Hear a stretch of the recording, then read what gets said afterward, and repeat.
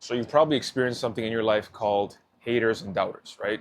Haters and doubters are those people who basically are not necessarily opposing you, but the voices that you've effectively internalized that you allow to control the narrative that you tell yourself. So in this video, what I'm going to do is I'm going to explain to you where those people come from, why they say what they say, how to properly interpret what they're saying to use that energy for your benefit, and also moving forward, how to focus all of your attention on only the positive aspects of whatever anybody's doing.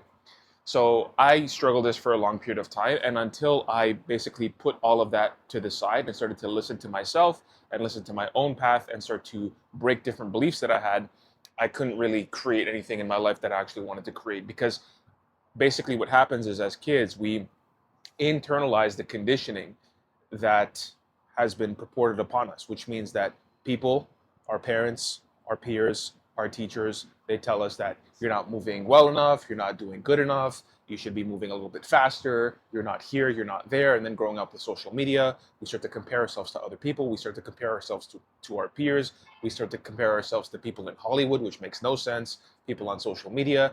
And then what we start to do is we start to feel as if we are insufficient as it relates to what other people are doing in the world. However, their individual gifts and missions and journeys are completely different than yours. So it's important to understand one thing is that anytime somebody is saying something negative, is if you take it personally, if you take it to heart, it means that a part of you actually believes what they're saying. Now just stick with me here because I'm going to explain what I mean by this and how we can actually get over it. A part of us believes what they're saying is because if we truly didn't believe it, if it had no correlation with our reality, then it wouldn't even synchronize with how we view ourselves. We would say, okay, this person is saying what they want to say because they're effectively projecting their own beliefs, their own experiences upon us, because that is actually what's happening. But our minds, they don't go there right away. Our minds immediately go, oh, there must be something to what they're saying. What they're saying, it must be true in some way, shape, or form. And the reason we only believe that is because that is the truth that we internalized when we were younger. And so what happens is we start to have beliefs and therefore act out certain behaviors that reinforce those beliefs. So we don't try as hard, we don't take risks, we're not as courageous, we don't want to put ourselves out there, we don't want to get out of our comfort zones. We don't think we're smart enough or good enough to do certain things that other people are doing. So effectively, through our own actions, we reinforce the beliefs and the thoughts that other people had of us and projected upon us when we were younger. And so what that means is because we're not doing all of those things, we now start to reinforce those thoughts. So we're like, okay, this is who I am, this is what I am.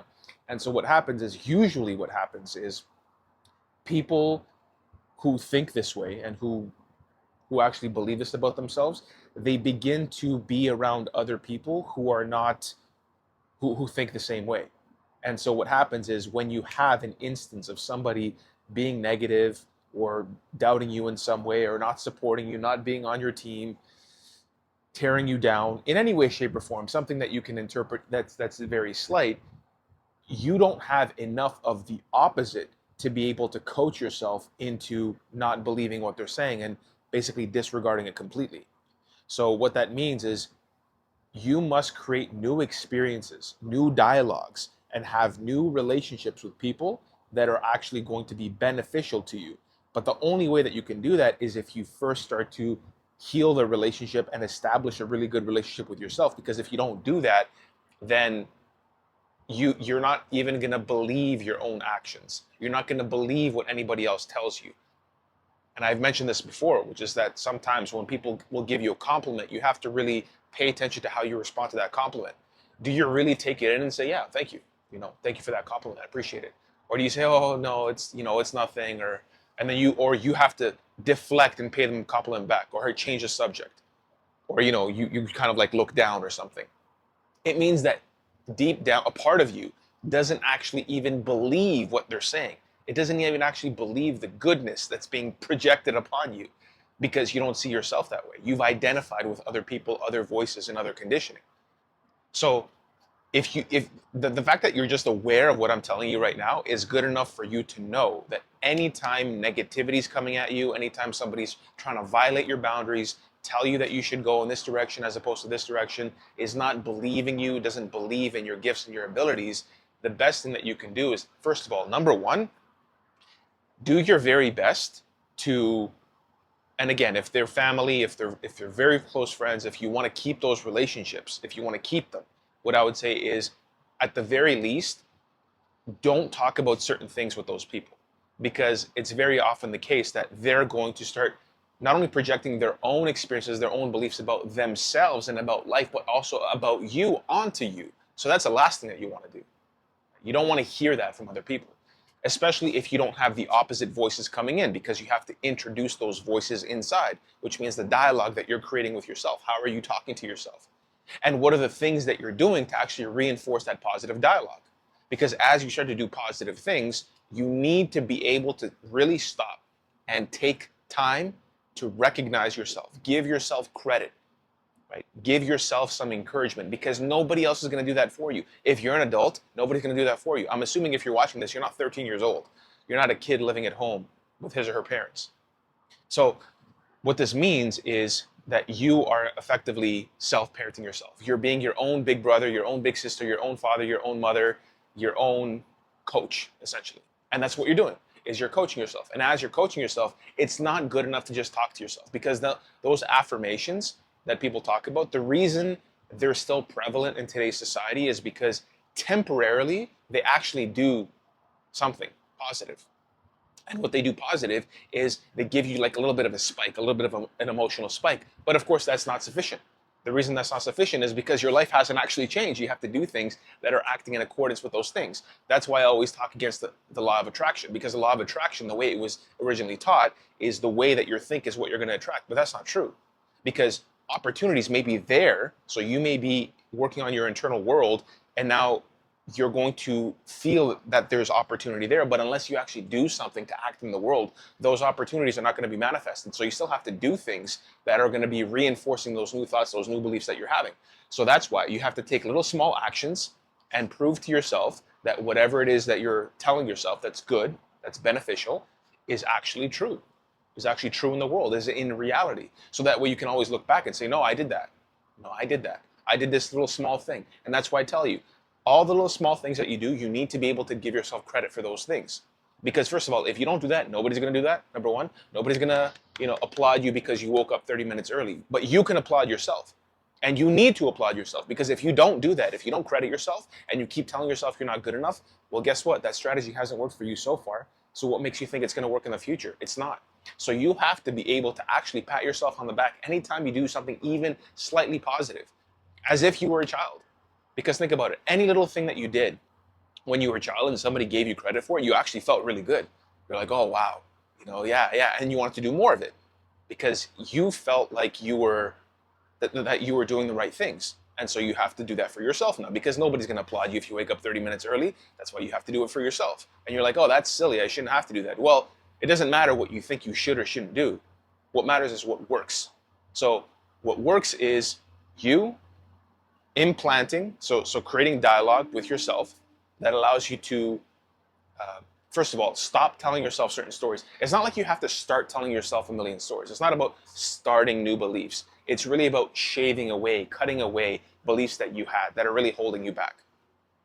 Beliefs that you currently have that are holding you back. And the beliefs that you're internalizing vis-a-vis how you're responding when negativity comes at you, which means that if you're taking it personally, if you're taking it to heart, if you feel offended, it means a part of you actually believes it and you're fighting against it. But if truly you had no belief, like if somebody said that you were something that you're clearly not, like obviously not, like you have 3 arms, you'd be like, no, I have 2 arms, right? So just think about that example. I love these examples because extremes always prove the point. If somebody told you something that was so blatantly untrue for you and you knew it as a fact, you'd be like, no, that's not the case. So you're basically, what you're doing is, that's the type of dialogue that you want to implant in yourself. That something for you is true, so that when people come along and doubt you and say negative things about you, tell you you're not living your life in a certain way, you're not moving fast enough, you're not good enough, you're not doing the right things, you can tell yourself this first. The last thing that you want to do is argue with other people. Don't argue with them, right? So anytime you have negativity come your way, do not argue with that negativity. Do not feed that person. Do not feed that energy with more of what it wants. What it wants is for you to argue, is for you to explain yourself, is for you to get angry, is for you to justify yourself. Right? That's what it wants. Because then you're making yourself essentially vulnerable to more attacks, and you're trying to prove to somebody else, which is who cares about what another person thinks. Prove to another person that you're not this person, you're the other person. So the best thing that you can do is really just set up that boundary and say, no, this is what it is. And you're basically having a short conversation, which is not rude, it's not dismissive, but it's really just like, listen, I understand what you're saying, but what I need to do is just focus on what I'm doing right now. So I appreciate your opinion, but I just need to focus on what I'm doing. Can you respect that? It's that easy, man. It's that easy.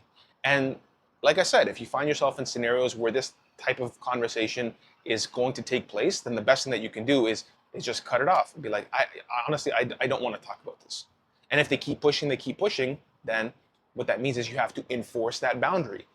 The video that I made on boundaries is very critical in this particular case. Eventually, you're going to have to enforce that boundary. So you separate yourself from the situation. You're going to be like, okay, well, I'm going to have to leave, or I'll have to call you back a little bit later in a few hours, in a couple of days or something, until I, collect myself, and maybe we can have this conversation, or a different conversation at a different time, because I'm not going to talk about this. So basically, you're just being very straightforward with what you are willing to accept and what you're not willing to accept.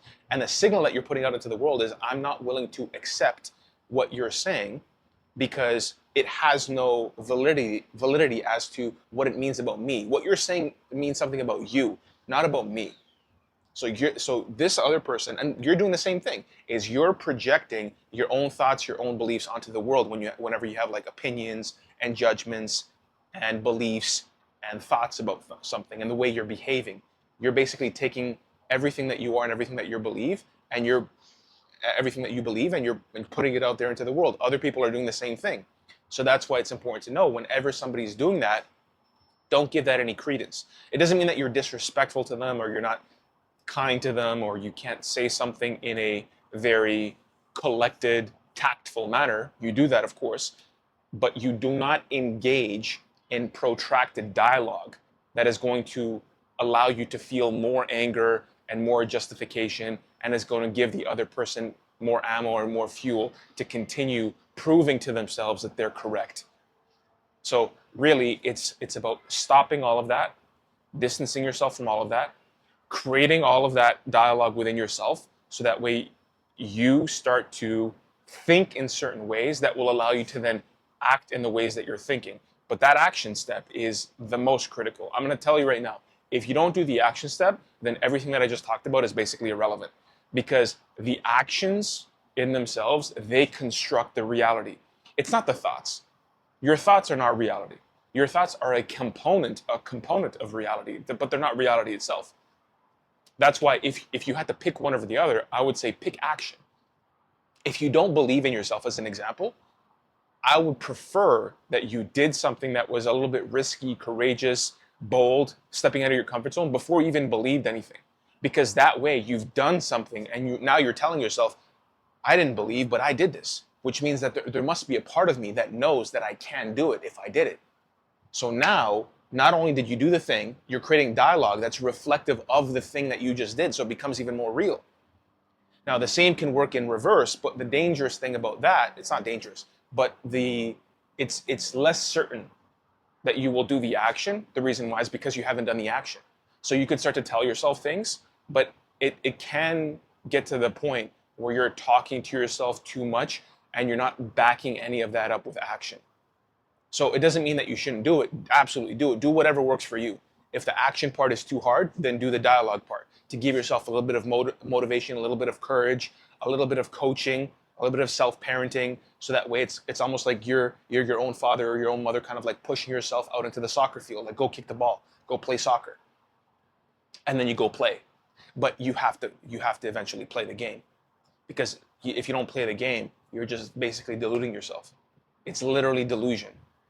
And as negativity comes your way, it's actually going to be more painful, because now you know that not only is that story being reinforced, from other people, but now you know that that story is even more true because you're trying to tell yourself who you are, but you're not doing anything to actually support that.